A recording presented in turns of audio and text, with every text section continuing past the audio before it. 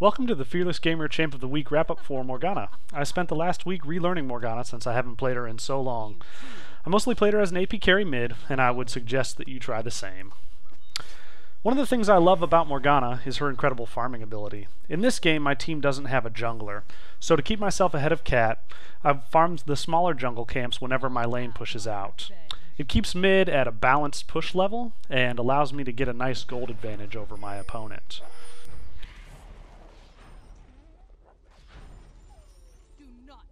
With Morgana, you always have to be ready to seize a moment, because her basic combo is totally reliant on Dark Binding.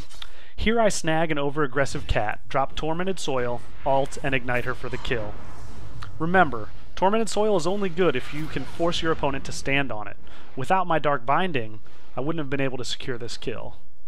Here I land the same combo on Ezreal, and despite his tower, pick up the kill, and flash out before Jarvan can catch me. You don't have to land Dark Binding first to get a kill, though it does tend to make things a whole lot easier. In this next clip, I get juked by an enemy Ezreal with Jarvan on the approach. Make sure you always keep an eye on your Soul Shackle icon when you can't see an enemy but know he's nearby. Though I can't see Jarvan and Ezreal, I know they're right on top of me because of my ult icon. I hit Soul Shackles, and Jarvan foolishly ults me. He gets stunned, and I land a Dark Binding and Tormented Soil to pick up blue buff. With Garen on the way in, I juke into brush. I probably could have had this Ezreal kill if I would have juked just a bit further into that brush and waited on Dark Binding, but I escape alive with blue buff and up 300 gold. Against highly mobile characters, use the threat of your spells to force your opponents to burn mobility skills. Watch here as I run right up to Ezreal without casting. I'm just trying to scare him so that he'll use Arcane Shift. He does, and I land an easy Dark Binding. Once I see the Dark Binding particle disappear, I drop Tormented Soil and ult before I can even see him. He dies quickly, and my team moves on to Jarvan.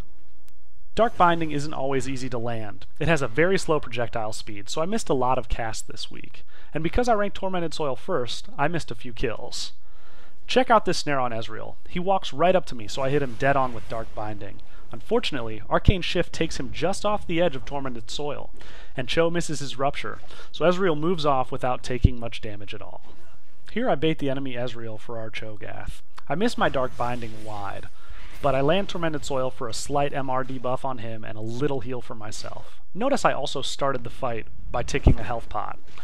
Though I missed Dark Binding by hitting a minion the second time, I still sniped the last hit on Ezreal using Tormented Soil. It's hard to overstate just how powerful Black Shield is. Notice that I walk straight through Idol of Durand. I then pop Galio's Banshee's Veil with Dark Binding, and drop Tormented Soil under his teammates. I managed to pick up a kill and 2 assists in this fight, which I wouldn't have been able to do without Black Shield. Though Black Shield is powerful, make sure you save it for when you'll take the most magic damage. In this fight with Ezreal, I move in for a gank, but I Black Shield way too early, long before I take any magic damage from him. I still catch him with a long Dark Binding, still manage to land my ult, but in the brush ahead of us, he ults me, damage that I could have soaked with Black Shield had I saved it. Morgana's farming power allows her to get Rod of Ages very early on, which can save your life. Here my team picks off Tryndamere in the jungle. Again, I wait for him to burn his mobility before using Dark Binding.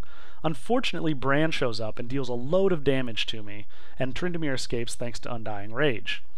I nearly die, but my shield and a nice Sona heal save me. I notice I'm about to level, so I head bot to try to kill some creeps and heal up from Catalyst. And sorry about the lack of sound here, I had some problems with this clip. I do get to level up and use the Catalyst heal to run back to my lane mid.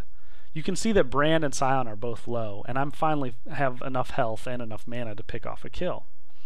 Once again though, I Black Shield too early, and I dive in with Flash, still picking up the kill on Brand, but dying to his passive. With Morgana, it's important to know the range on your skills and how hard they'll hit. Here I land a nice binding on Soraka, and ult to catch both her and Katarina. I try to stay close to Soraka to ensure the kill, but Tormented Soil definitely had her. Even if it didn't, my teammate Alistar would have picked her up. Instead, I should have procced the first tick of Soul Shackle on Soraka and run straight for Cat. My ult just might have stunned her before she could Shunpo away. As you improve with Morgana, you'll get a much better feel for some of her combos. Here I miss Dark Binding, but run right on top of Ezreal so that even Flash can't get him out of my ult. The stun lands, and I Dark Binding, Tormented Soil, and Ignite for the kill.